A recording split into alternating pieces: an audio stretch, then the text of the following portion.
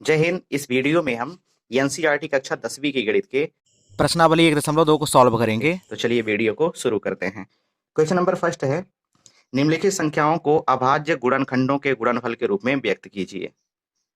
जो संख्याएं दी गई हैं इन्हें हमें अभाज्य गुणनखंडों के गुणनफल के रूप में व्यक्त करना है। तो चलिए सॉल्व करते हैं इन्हें। तो पहले का पहला है 140।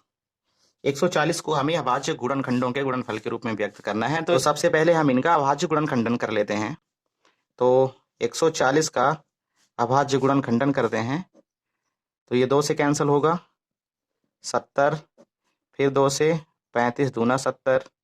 अब यहाँ 2 से ये कैंसिल नहीं होगा, अब सीधे 5 से कैंसिल होगा, तो 5 सते 35। ध्यान रखना है जब भी आप अभाज्य गुणनखंड करेंगे तो सबसे छोटी अभाज्य संख्या से शुरू करना है। जैसे 2 हो गया, 2 के बाद फिर आता है 3, फिर 3 के बाद 5, 5 के बाद 7। तो हमने यहाँ 2 से शुरू किया, 2 से कैंसिल हुआ, फिर इसके बाद 3 से नहीं हुआ, डायरेक्ट 5 से हुआ, फिर 5 के बाद 7 आ गया। तो ये 7 भी क्या है, अभाज्य संख्या है। ठीक है, तो 140 का अभाज्य गुणनखंडन होगा 2 गुणे 2 गुणे 5 गुणे 7।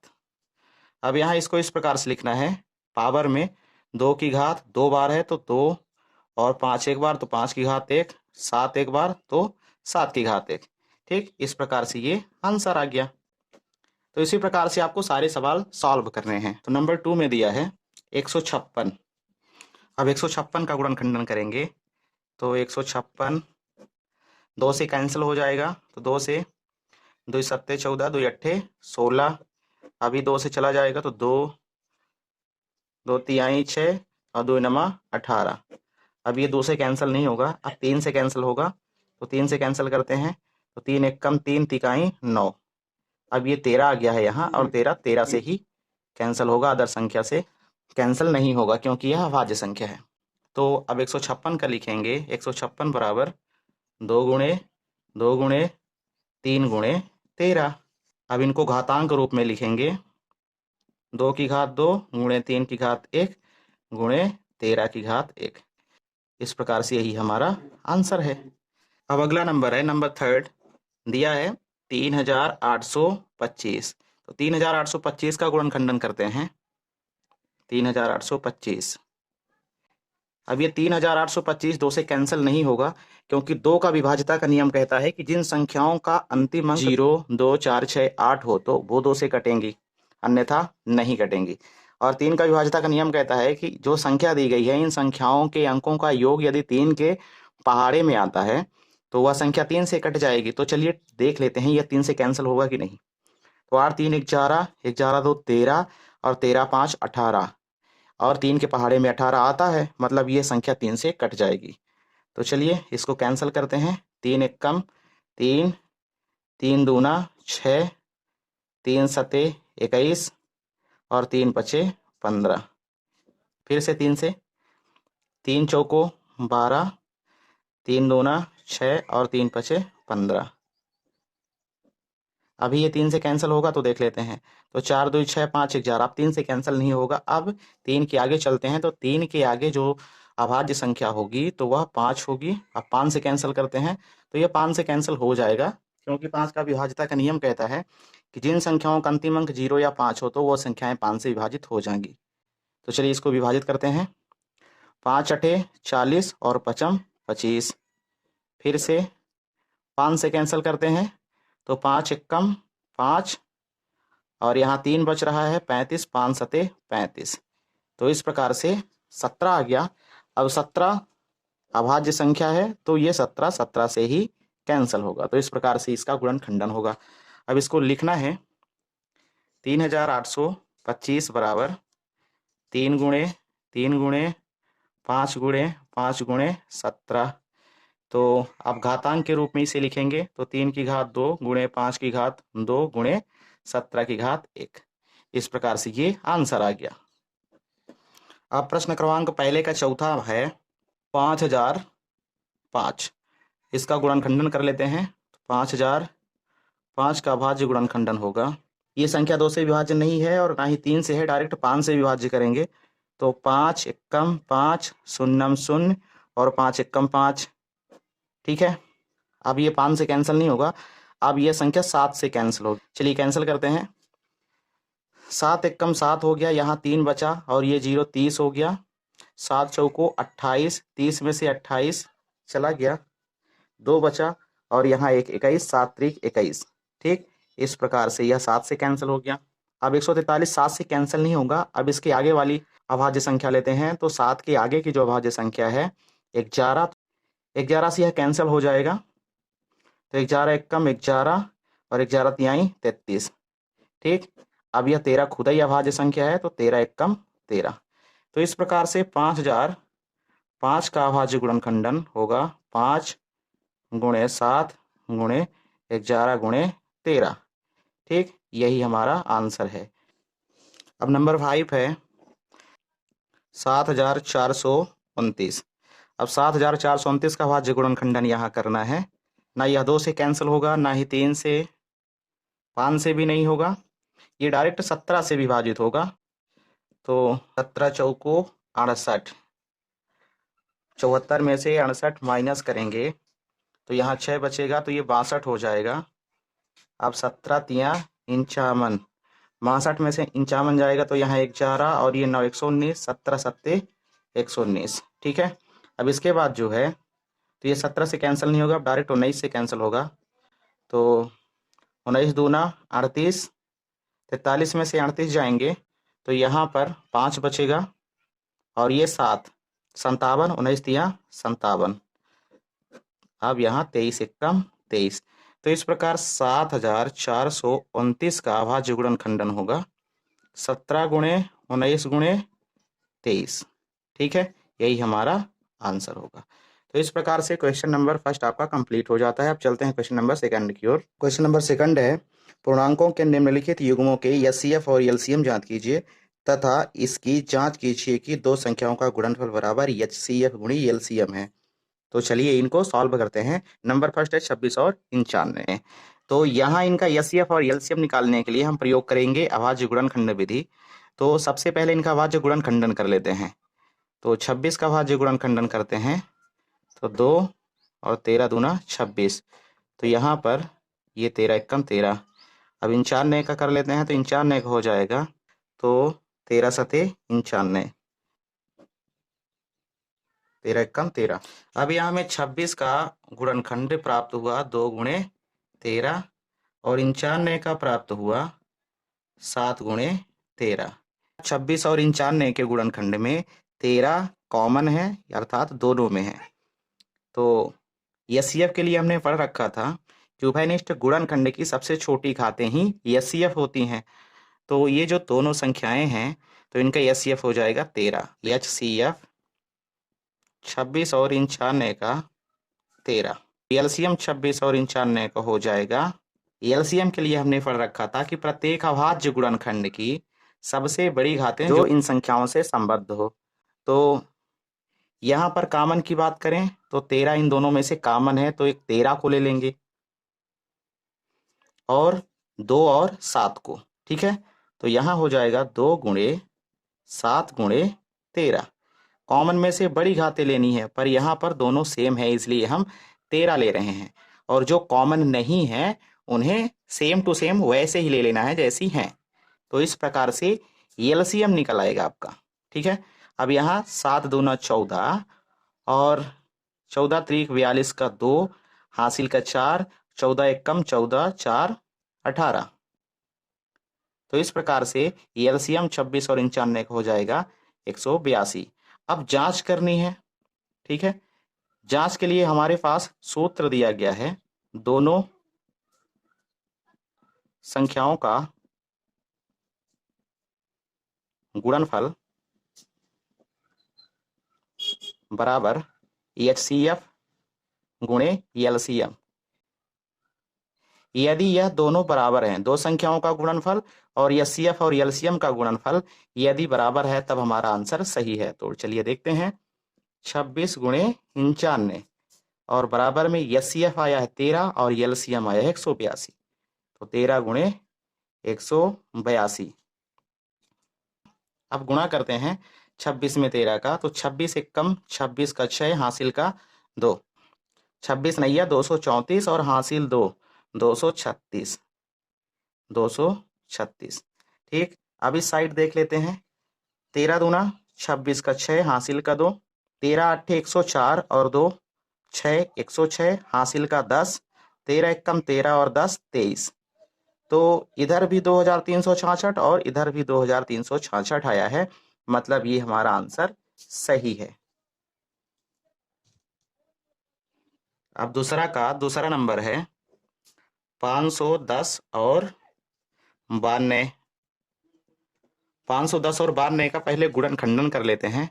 तो 510 का अभाज्य गुणनखंडन होगा 2 2 दूना 4, 2 पंचा 10 और 2 पंचे 10, 255 आ गया। अब यह 3 से कैंसिल हो जाएगा, 2 से तो नहीं होगा, 3 से हो जाएगा। 5 2 7 5 12 और 3 के पहाड़े में 12 आता है, इसलिए 3 से कैंसिल हो जाएगा। तो 3 अठे 24 हो गया और 3 पचे 15। अभी ये 3 से कैंसिल नहीं होगा, अब 5 से कैंसिल होगा। तो 5 एकम 5 और यहाँ पर 3 बचा, 5 सते 35।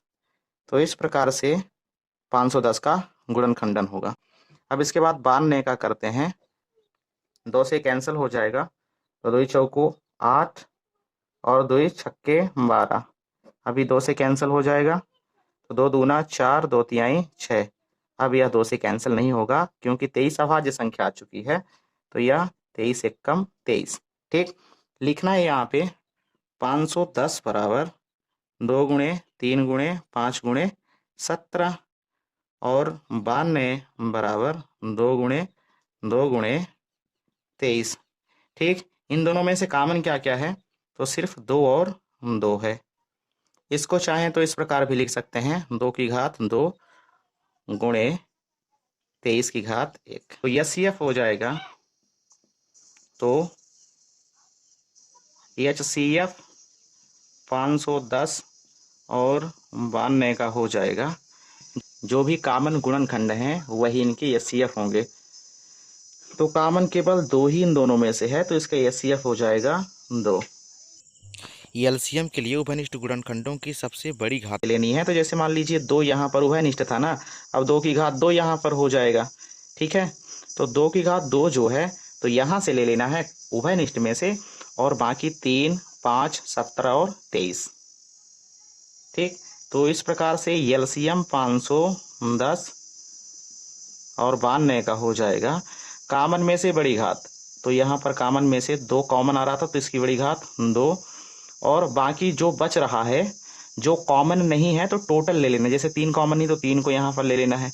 5 भी कॉमन नहीं है, 17 भी कॉमन नहीं है और 23 भी नहीं है। तो ये सभी गुणनखंड जो हैं एलसीएम होंगे। अब इन गुणनफलों को गुणा करके आप लिख सकते हैं। तो 2 का 2 दूना 4 हो जाएगा, 4 3 12 पंचा 60 60 हो गया, और 17 3 54 का 1 हासिल का 5, 17 दूना 34 34 और 5 हो जाएगा 39। ठीक, अभी यहाँ पर गुणा कर देना है। तो 6 एकम 6 और 6 नैया 54 का 4 हासिल का 5, 6 त्रिक 18 18 5 23, और ये 0 जो हमने छोड़ रखा था इसको लास्ट में लगा देना है। तो इस प्रकार से 510 और 92 का एलसीएम आपको प्राप्त हो गया। अभी जांच कर लेते हैं इनकी। तो जांच करने के लिए वही फार्मूला, 2 संख्याओं का गुणनफल बराबर HCF गुणे एलसीएम।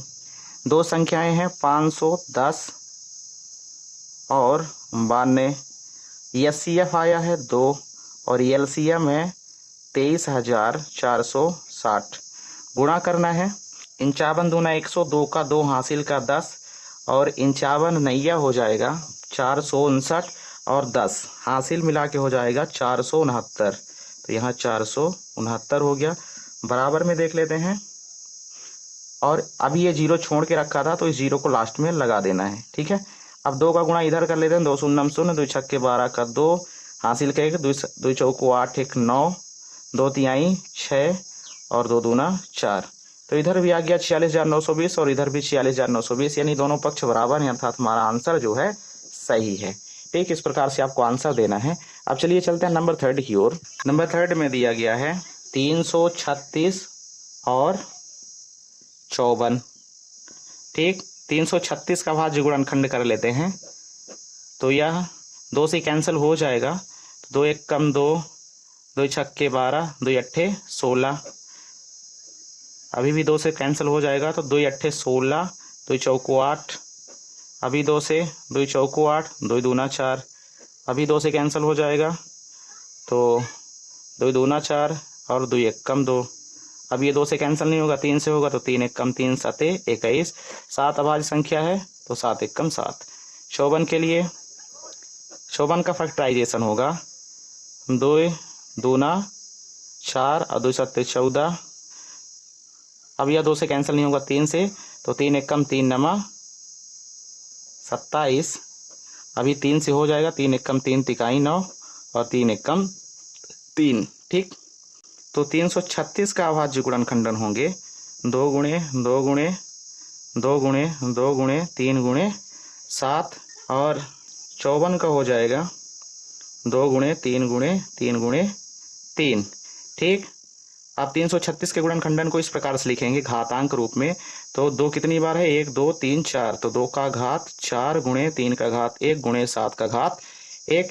54 को देख लेते हैं 54 के गुणनखंडन में, तो 2 एक ही बार है तो 2 और 3 3 बार है तो 3 की घात 3 हो जाएगा। अब इन अभाज्य गुणनखंडों में से कॉमन क्या क्या है, तो कॉमन 2 भी है और 3 भी है। 336 के गुणनखंड में 2 है और 54 के गुणनखंड में भी 2 है।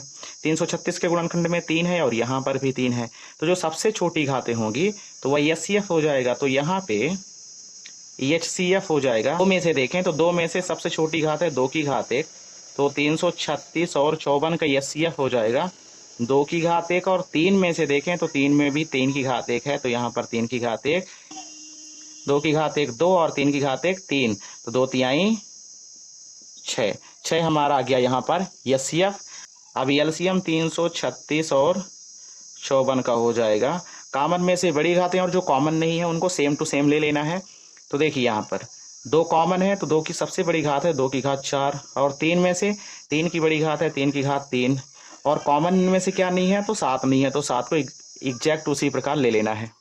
अब इनको हल करते हैं तो 2 की घात 4 हो जाएगा, 2 दूना 4 दूना 8 दूनी 16 और 3 तिकाई 9 त्रिक 27 और गुणे 7, तो यहाँ पर 7 को 27 से गुणा करके 16 में फिर उसका गुणा कर देंगे, तो 16 गुणे 7 सते 49 की 9 हासिल की 4 7 दूना 14 4 18 189 आ गया। 16 का गुणा 189 में कर देते हैं तो 16 नैया 144 का 4 हासिल का 14, 16 अट्ठे 128 और हासिल 14, तो 28 4 32 132 और 132 और 10 142 हो जाएगा, तो 142 का यहाँ पर 2 हो जाएगा और हासिल का 14 फिर से हो जाएगा, 16 एकम 16 और 16 14 हो जाएगा, 16 4 20 10 30 3024। तो इस प्रकार से HCF आ गया हमारा 6 और LCM आ गया 3024।